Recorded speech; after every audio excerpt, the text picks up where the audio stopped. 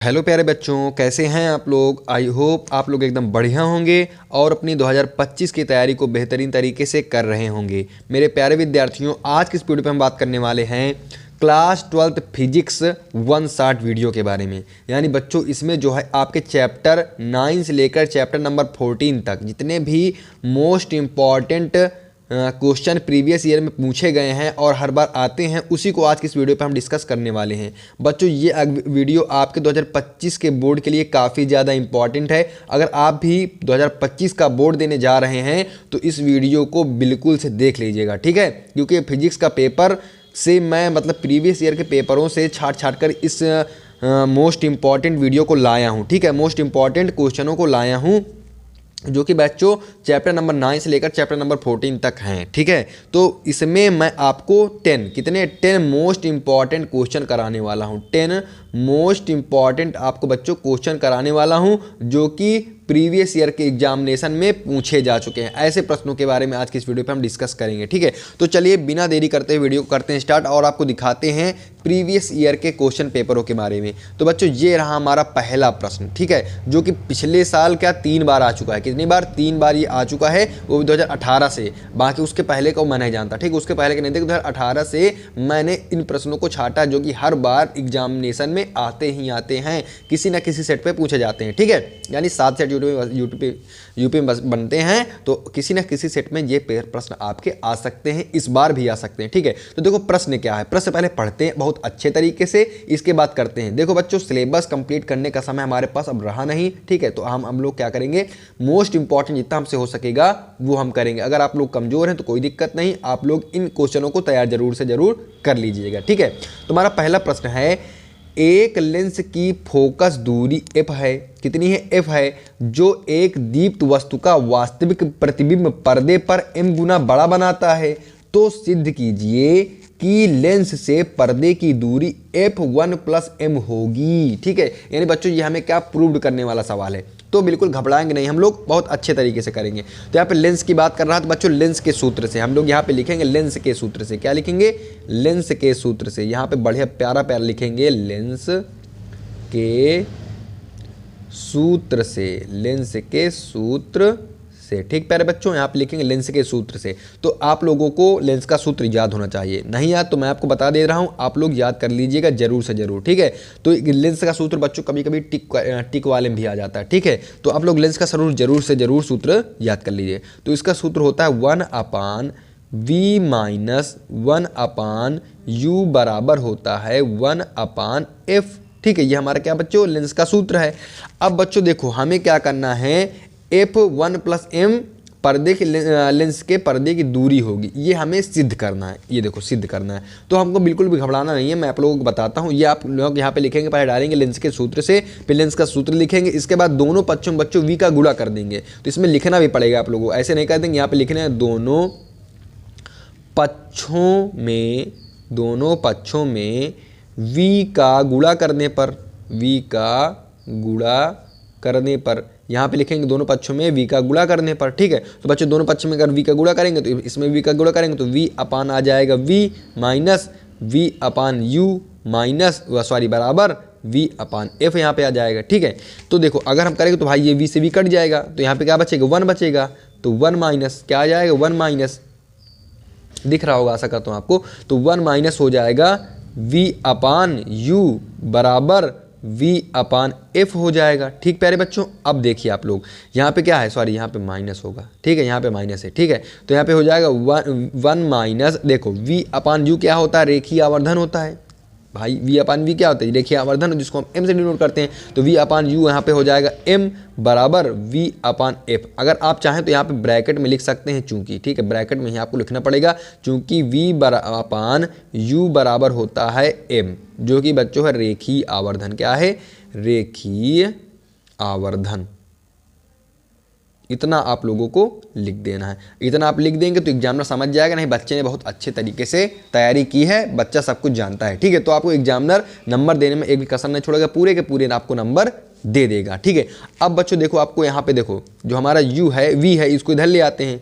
v बराबर f, यहाँ पे क्या आ जाएगा, 1 माइनस बचेगा, यहाँ पे आ जाएगा m, ठीक है, 1 माइनस एम, ये f यहाँ गया, v यहाँ आ गया, ठीक है। आप लोग इतना समझते पक्षांतर कर ही लेते होंगे, बचपन से पढ़ते चले आ रहे हैं।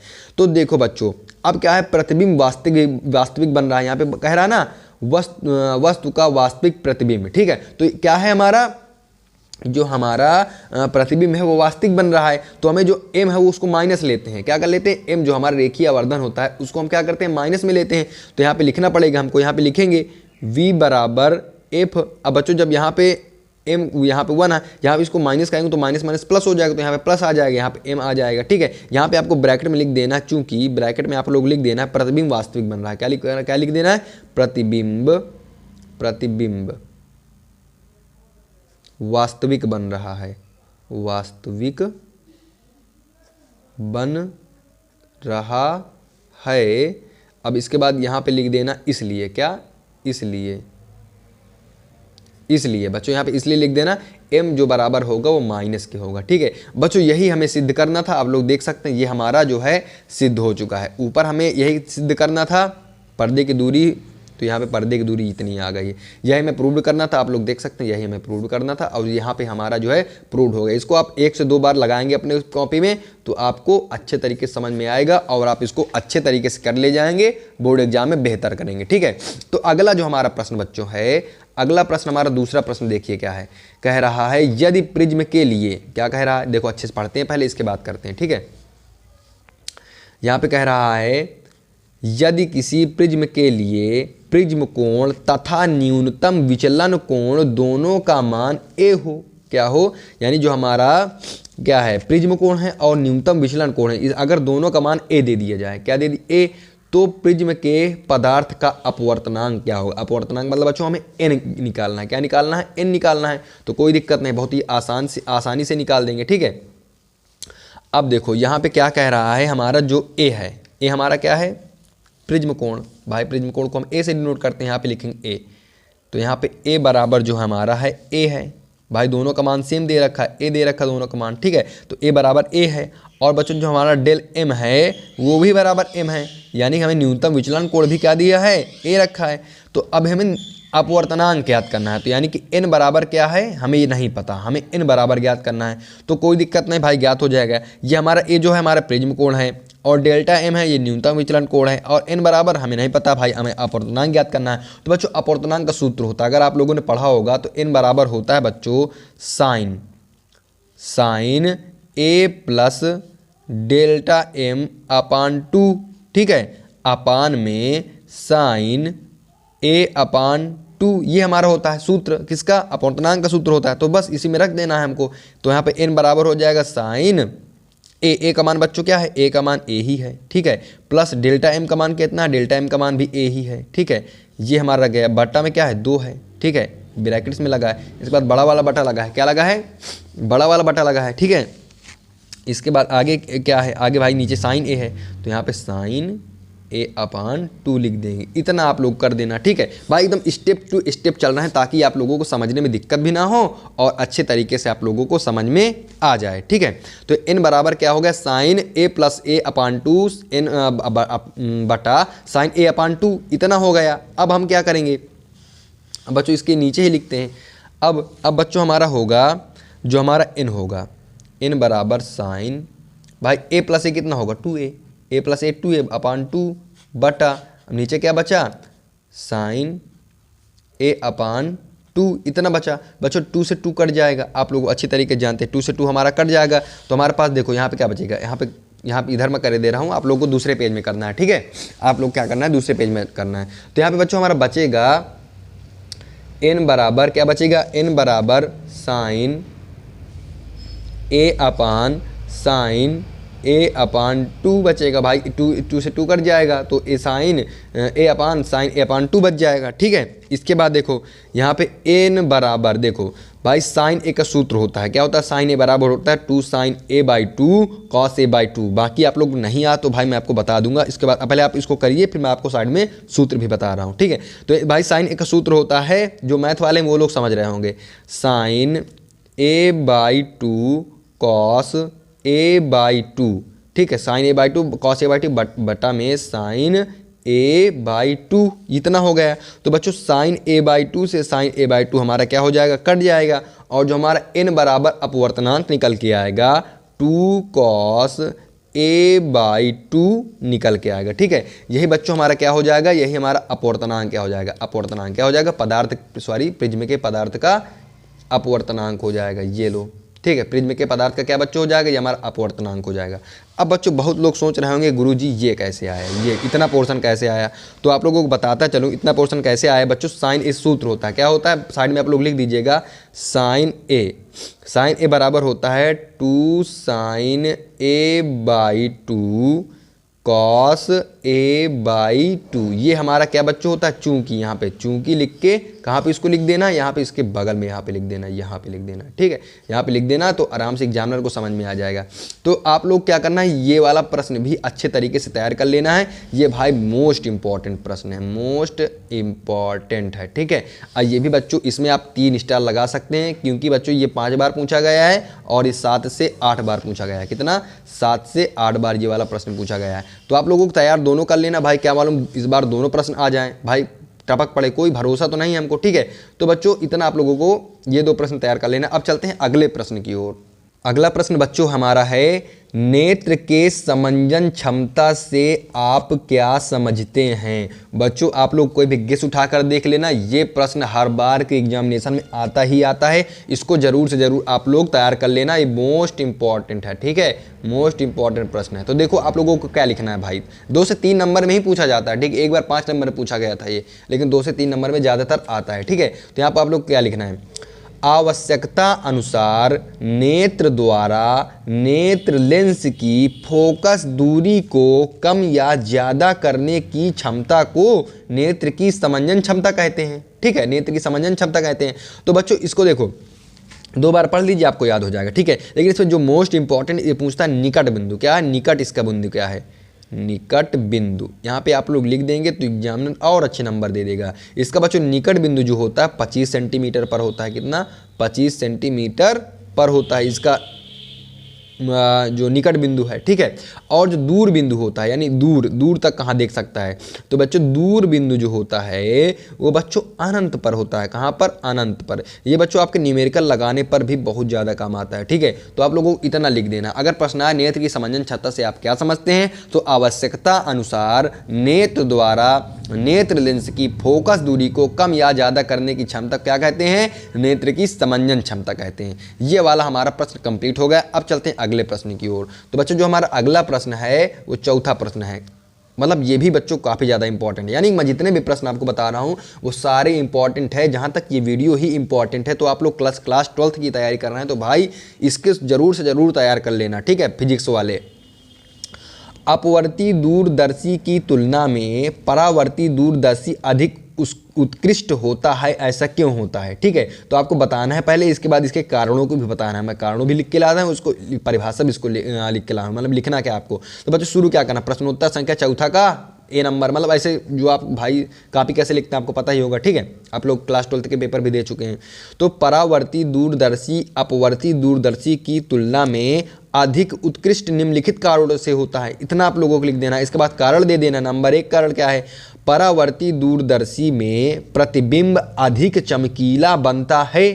ठीक है, दूसरा क्या है हमारा, परावर्ती दूरदर्शी से बने प्रतिबिंब में वर्ण विपतन का दोष नहीं होता। यानी क्या होता है, जो परावर्ती दूरदर्शी होती है उसमें जो प्रतिबिंब बनता है उसमें बच्चों वर्ण विपतन का दोष बिल्कुल भी नहीं होता। ठीक है, अगला हमारा क्या कह रहा है परावर्ती दूरदर्शी में परवलयाकार दर्पण के उपयोग से प्रतिबिंब में गोली विपतन का दोष दूर किया जाता है। यानी जो हमारा परावर्ती दूरदर्शी होता है उसमें जो परवलयाकार दर्पण के उपयोग से, यानी उसमें कौन सा दर्पण उपयोग होता है, परवलयकार। ठीक है, प्रतिबिंब में गोली विपतन का दोष दूर किया जाता है। इतना आप लोगों को 3 कारण लिख देना है, आपके बच्चों 3 नंबर बिल्कुल से बिल्कुल कंप्लीट हो जाएंगे। अब चलते हैं बच्चों अगले प्रश्न की ओर। अगला प्रश्न जो है बच्चों हमारा, प्रकाश के व्यतिकरण से आप क्या समझते हैं। यानी प्रकाश के व्यतिकरण से आप क्या समझते हैं, मोस्ट इंपॉर्टेंट क्वेश्चन है, हर बार आता है। ठीक है, जब किसी माध्यम में एक ही आवृत्ति की दो तरंगे, जब किसी माध्यम में एक ही आवृत्ति की दो तरंगे एक साथ एक ही दिशा में चलती हैं तो उनके अध्यारोपण से बनी परिणामी तरंग की तीव्रता कुछ बिंदुओं पर अधिकतम तथा कुछ बिंदुओं पर न्यूनतम होती है। इस घटना को व्यतिकरण कहते हैं। मतलब बच्चों, जब कोई माध्यम होता है उसमें एक ही आवृत्ति यानी उनकी आवृत्ति सेम रहती है, दो तरंग होती एक साथ एक ही दिशा में चलती हैं, यानी ऐसे ऐसे चलती हैं, ठीक है, तरंगे। तो जब चलती हैं बच्चों तो उनका अध्यारोपण होता है। यानी देखो मैं यहाँ पे छोटा सा बना, जैसे मान लो तिरंगा ऐसे चली तो इनका जो अध्यारोपण, जैसे ये अध्यारोपण हुआ, ठीक है, आप लोग समझ गए होंगे। तो अध्यारोपण से बनी तरंग की तीव्रता कुछ बिंदुओं पर अधिक, कुछ बिंदुओं पर कम, ठीक है, कुछ बिंदुओं पर अधिकतम तथा कुछ बिंदुओं पर न्यूनतम होती है। इस घटना को व्यतिकरण कहते हैं। बच्चों क्या कहते हैं? इस घटना को व्यतिकरण कहते हैं। आप लोग एक दो बार पढ़ लीजिए, आपको याद हो जाएगा, ठीक है। बाकी अगर आप मोस्ट इंपॉर्टेंट नोट्स बना रहे हैं तो इसमें जरूर ही इसको इंक्लूड कर लीजिएगा, ठीक मेरे प्यारे विद्यार्थियों। अगला देखते हैं, व्यतिकरण के लिए आवश्यक शर्तें, यानी बच्चों जो व्यतिकरण होता है उसके लिए आवश्यक शर्तें क्या क्या हैं, हमारी शर्तें क्या क्या लागू होती हैं उनको आप लोग समझ लीजिए। दोनों तरंगों के बीच कालांतर नियत रहना चाहिए, यानी जो बच्चों कालांतर हमारा होता है वो दोनों तरंगों के बीच नियत रहना चाहिए, ठीक है। जब नियत नहीं रहेगा तो भाई अध्यारोपण करेंगे ही नहीं, ठीक है। दोनों तरंगों की आवृत्तियां अथवा तरंग दैर्घ्य बराबर होनी चाहिए। दोनों की, भाई उसमें पहले दे दिया आवृत्ति दो, एक ही माध्यम में, ये देखिए यहाँ पे दिखा है ना, माध्यम में एक ही आवृत्ति, यानी बच्चों आवृत्ति क्या होनी चाहिए? समान होनी चाहिए। दोनों तरंगों की आवृत्तियां अथवा तरंग दैर्घ्य बराबर होनी चाहिए, ठीक विद्यार्थियों। दोनों तरंगों के आयाम बराबर होने चाहिए, यानी बच्चों आयाम भी बराबर होना चाहिए, आवृत्ति तरंग दैर्घ्य बराबर होना चाहिए, ठीक है। प्रकाश स्रोत बहुत संकीर्ण होना चाहिए, यानी जो प्रकाश स्रोत है बहुत ही ज़्यादा संकीर्ण होना चाहिए।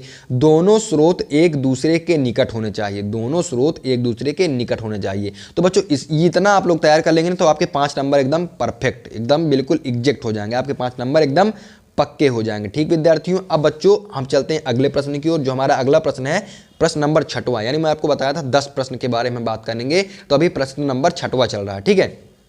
तो प्रश्न नंबर 6वां हमारा कह रहा है, देहली आवृत्ति तथा कार्यफलन की परिभाषा व इनमें संबंध लिखिए। बच्चों इनमें संबंध भी लिखने के लिए आता है, ठीक है। यानी देहली आवृत्ति आप जानते होंगे, बहुत ही छोटा नॉर्मल सा प्रश्न है। अगर आप लोगों को नहीं पता भाई, नॉर्मल प्रश्न याद कर लीजिए, 2 नंबर का पूछा जाता है। देहली आवृत्ति तथा कार्यफलन भी आप लोगों को पता होगा, अरे एक बार आप लोग पढ़ लेंगे तो आप लोगों को याद हो जाएगा, ठीक है। देहली आवृत्ति तथा कार्यफलन की परिभाषा व इनमें संबंध लिखिए। तो यहाँ पे हेडिंग डाल लेना है देहली आवृत्ति, क्या डाल लेना है? देहली आवृत्ति डाल देना है। इसके बाद आप लोगों को लिखना है प्रकाश की वह न्यूनतम आवृत्ति, क्या? प्रकाश की वह न्यूनतम, वह छोटी से छोटी आवृत्ति जिसके कारण धातु के पृष्ठ से प्रकाश इलेक्ट्रॉन उत्सर्जित होने लगते हैं, उस आवृत्ति को देहली आवृत्ति कहते हैं। उस आवृत्ति को क्या कहते हैं? देहली आवृत्ति कहते हैं। यानी जान लीजिए, मान लीजिए कि क्या है? धातु है, ठीक है। तो प्रकाश की वह न्यूनतम आवृत्ति, यानी प्रकाश की आवृत्ति मान लो इसमें पड़ रही है, ठीक है, वह न्यूनतम जिसके कारण धातु के पृष्ठ से प्रकाश इलेक्ट्रॉन उत्सर्जित होने लगते हैं। यानी भाई हम किसी पर टार्च मारेंगे तो यहाँ पे क्या प्रकाश इलेक्ट्रॉन ऐसे ऐसे उत्सर्जित होंगे, प्रकाश इलेक्ट्रॉन उत्सर्जित होंगे ना, ऐसे ऐसे। तो अगर हम कोई भाई धातु पर लाइट मारते हैं, ठीक है, प्रकाश यानी कि मान लो सूर्य का प्रकाश आए, गर्म हुए तो इसमें थोड़ा थोड़ा प्रकाश इलेक्ट्रॉन उत्सर्जित होने लगता है, ठीक है। प्रकाश इलेक्ट्रॉन उत्सर्जित होने लगते हैं, उस आवृत्ति को देहली आवृत्ति कहते हैं। समझ गए आप लोग? यानी प्रकाश की वह छोटी छोटी आवृत्ति जिसके कारण धातु पृष्ठ से इलेक्ट्रॉन उत्सर्जित होने लगते हैं। बस इतना आप लोगों को प्यारा प्यारा लिख देना है, आपको एग्जामिनर पूरे के पूरे नंबर देगा। अब बच्चों हमारा देहली आवृत्ति होगा। अब देखते हैं हम कार्यफलन, फिर इसमें संबंध देखेंगे, ठीक है। तो देखते हैं बच्चों कार्यफलन हमारा क्या है। तो ये हमारा आ गया बच्चों कार्यफलन, ठीक है, ये हमारा आ गया कार्यफलन। तो कार्यफलन क्या है, इसमें आप लोग लिखेंगे वह न्यूनतम ऊर्जा, वह न्यूनतम यानी वह छोटी से छोटी ऊर्जा जो किसी धातु के पृष्ठ से इलेक्ट्रॉन उत्सर्जित करने के लिए आवश्यक होती है, उस ऊर्जा को प्रकाश विद्युत कार्यफलन कहते हैं। यानी ये भी आप बिल्कुल आसान है। यानी कोई यहाँ पे धातु है, यहाँ पे कोई प्रकाश आ रहा है, ठीक है, वह न्यूनतम ऊर्जा जो किसी धातु के पृष्ठ से इलेक्ट्रॉन उत्सर्जित करने लगे, यानी यहाँ पे हल्की हल्की ऊर्जा लगेगी, जितनी भी छोटी छोटी ऊर्जा लगेगी जो इलेक्ट्रॉन को उत्सर्जित कर रही है, उसी की वही आवश्यक ऊर्जा होती है, उस ऊर्जा को कहते हैं प्रकाश विद्युत कार्यफलन। तो आप लोगों को बिल्कुल भी आसानी शब्द में समझ में आ गया होगा कि प्रकाश विद्युत कार्यफलन होता क्या है। अब बच्चों इसमें आपको पूछा जाता है देहली आवृत्ति तथा कार्यफलन में संबंध, यानी बच्चों ये आपका प्रश्न बन जाता है पूरे 5 नंबर का, ठीक है। यानी आपके 5 नंबर जो है एकदम कंप्लीट हो जाएंगे, ठीक ठीक मेरे भाइयों, तो 5 नंबर आपके क्या हो जाएंगे, एकदम कंप्लीट हो जाएंगे। तो यहाँ पे बच्चों संबंध लिखेंगे, क्या लिखेंगे, संबंध, यानी ऐसे लिख दो या तो संबंध, या तो आप लोग ये पूरी हेडिंग डालो, देहली आवृत्ति तथा कार्यफलन में संबंध। तो बच्चों इसका होता है W0 यानी ओमेगा नॉट बराबर H new not, H new not, ये हमारा क्या होता है, इसका संबंध होता है। अगर आप लोग यहाँ पे लिखना चाहें तो यहाँ पे लिख देंगे, लिखना चाहे नहीं लिखना ही पड़ेगा। ओमेगा नॉट क्या है या W0 क्या है, न्यू नॉट क्या है बच्चों, और H क्या है, ठीक है, H क्या है, इतना आप लोग लिखेंगे क्या है। तो बच्चों W0 क्या है, यहाँ पे कार्यफलन है, क्या है, कार्यफलन। ये बच्चों इनके बीच का संबंध है, इनके जो चिन्ह हैं इनका हम बता रहे हैं क्या क्या कहते हैं इसको। W0 ओमेगा नॉट कहते हैं कार्यफलन, न्यू नॉट को बच्चों कहते हैं देहली आवृत्ति, क्या कहते हैं, देहली आवृत्ति, देहली आवृत्ति। अब बच्चों H जो हमारा है वो प्लांक नियतांक, नाम तो बच्चों सुना ही होगा आप लोगों ने, प्लांक नियतांक, प्लांक नियतांक, ठीक है। हमारा बच्चों जो H है वो हमारा प्लांक नियतांक है। इसी में बच्चों ये भी प्रश्न हमारा समाप्त होता है। अब आते हैं बच्चों प्रश्न नंबर 7 की ओर, ठीक है, प्रश्न नंबर 7 की ओर। जो हमारा प्रश्न नंबर 7 ये रहा आपके नजरों के सामने। तो बच्चों प्रश्न नंबर 7 काफ़ी ज़्यादा इंपॉर्टेंट है, हर बार पूछा जाता है। तो प्रश्न नंबर 7 कह रहा है नाभिकीय बल किसे कहते हैं तथा विशेषताएं, मतलब इसकी विशेषताएं क्या क्या है, नाभिकीय बल कहते किसको हैं, इसकी विशेषताएं क्या क्या हैं। बच्चों आप लोगों ने इस प्रश्न को पढ़ा होगा क्लास नंबर 10th में, ठीक है। अगर नहीं पढ़ा तो कोई दिक्कत नहीं, मैं आपको बताता हूँ। किसी परमाणु के नाभिक में उपस्थित वह बल, यानी कोई परमाणु उसके नाभिक में उपस्थित वह बल जो प्रोटॉन तथा न्यूट्रॉन को बांधे रखता है, उस बल को नाभिकीय बल कहते हैं, ठीक है। उस बल को क्या कहते हैं बच्चों, नाभिकीय बल कहते हैं। अब बच्चों देखो यहाँ पे हेडिंग डाल लेना छोटी सी, नाभिकीय बल की निम्नलिखित विशेषताएं हैं, इसकी विशेषताएं भी तो लिखनी है हमको भाई। ये समझ में आया कि नहीं आप लोगों को, ये वाली परिभाषा नहीं समझ में आया, देखो मैं बताता हूँ। यानी बच्चों क्या है, किसी परमाणु के नाभिक, यानी कोई हमारा मान लो परमाणु है, तो यहाँ पे क्या है, प्रोटॉन न्यूट्रॉन 2 बल है, ठीक है। प्रोटॉन यहाँ P है, यहाँ पे N है, प्रोटॉन न्यूट्रॉन 2 बल हैं। यहाँ बच्चों मान लो कि नाभिक हमारा, ठीक है। और क्या करता है बच्चों, हमारा इलेक्ट्रॉन होता है वो इनके चक्कर लगाता है। इलेक्ट्रॉन क्या होता है बच्चों, इसके चक्कर लगाता है, ठीक है। तो ये कह रहा है किसी परमाणु के नाभिक में उपस्थित वह बल जो प्रोटॉन तथा न्यूट्रॉन को बांधे रखता है, क्या करता है, बांधे रखता है, उस बल को नाभिकीय बल कहते हैं। इतना आप लोगों को समझ में आ गया होगा। अब इनके विशेषताओं के बारे में सोच लेते हैं, सोच क्या बच्चों पढ़ लेते हैं, ठीक है। ये बल तीव्र आकर्षण बल होते हैं, क्या होते हैं, ये बल तीव्र आकर्षण बल होते हैं। इन बलों की तीव्रता बहुत अधिक होती है, क्या होती है, इन बलों की तीव्रता बच्चों बहुत ही ज़्यादा अधिक होती है। ये बल विद्युत बल नहीं है, ये क्या है बच्चों, विद्युत बल नहीं है। ये बल आवेश पर निर्भर नहीं करते, क्या कहे पे बच्चों, आवेश यानी कि क्यों यानी कि कुलाम, ठीक है। आवेश पर बच्चों ये बल निर्भर नहीं करते, कितना आवेश है कितना आवेश नहीं, ये लोग क्या करते हैं, अपना काम करते रहते, प्रोटॉन और न्यूट्रॉन को बच्चों बांधे रहते हैं, ठीक प्यारे विद्यार्थियों। इतना आप लोगों को समझ में आ गया, तो यानी बच्चों हमारा 7वां प्रश्न हो गया। अब चलते हैं मेरे प्यारे विद्यार्थियों 8वें प्रश्न की ओर। तो हमारा प्रश्न नंबर 8 जो कि है बंधन ऊर्जा से आप क्या समझते हैं, यानी बंधन ऊर्जा से आप क्या समझते हैं, ठीक है। तो बंधन ऊर्जा से आप क्या समझते हैं, बंधन ऊर्जा तथा नाभिक के स्थायित्व में क्या संबंध है, यानी स्थायित्व में हमको संबंध भी लिखना पड़ेगा मेरे प्यारे विद्यार्थियों, ठीक है। तो ये आपके प्रश्न नंबर 3 नंबर में पूछा जाता है, 2 से 3 नंबर में, ठीक है।